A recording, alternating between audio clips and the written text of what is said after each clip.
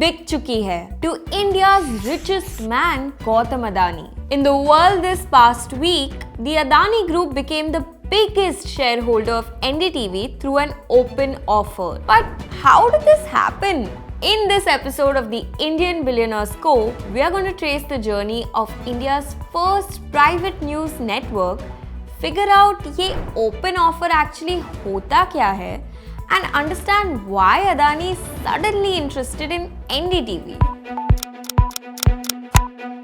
For a lot of Indians, Prannoy Roy's The World This Week was their introduction to global news. Founded by Radhika Roy and Prannoy Roy, NDTV was incorporated on 8 September 1988 as New Delhi Television Private Limited.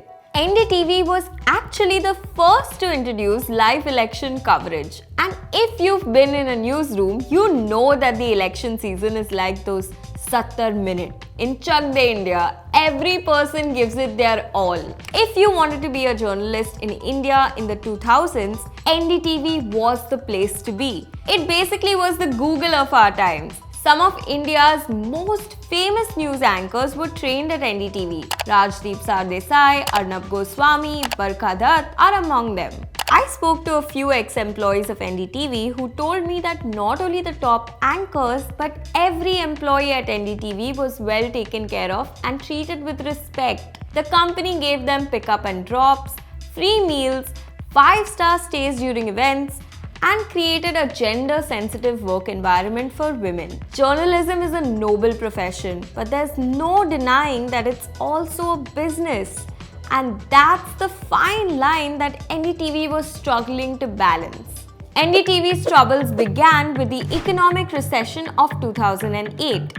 Management took salary cuts, quality and quantity of the free food decreased. They shifted from fancy Ikigami cameras to basic cameras, and to be more efficient, they began the trend of mobile journalism or Mojo, where a journalist shoots a story themselves. But more importantly, they took a loan from a shell company called Vishwa Pradhan Commercials Private Limited or VCPL, which was founded in 2008.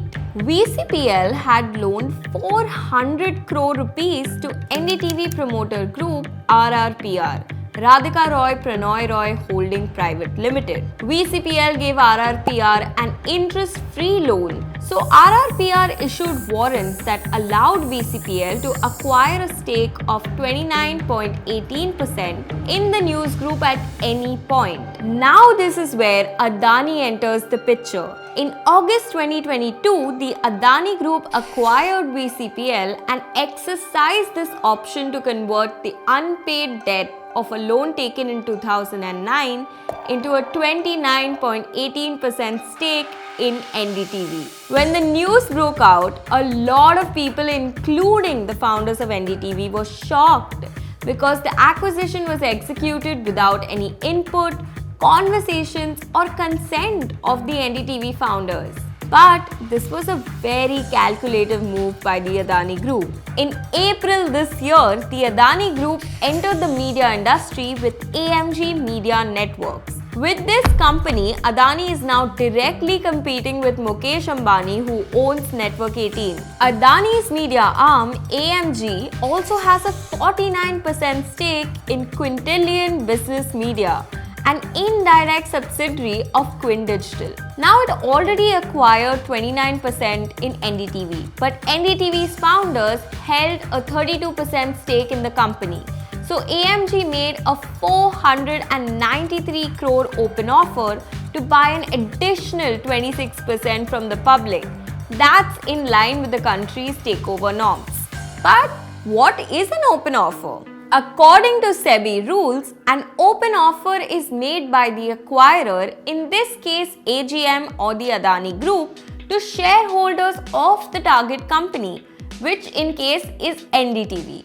So Adani invited NDTV shareholders to sell their shares at Rs 294 per share. What happens with an open offer is it provides an exit option to the existing shareholders of the target company on account of a change in control or an acquisition. An open offer can be triggered if the acquirer holds more than 25% shares in the company. There are many questions on how the Adani Group will run NDTV, a channel that has been critical of the present government.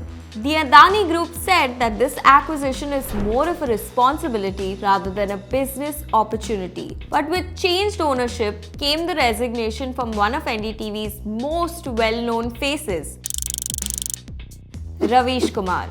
Whether you like him or hate him, you've surely seen him on your TV screens.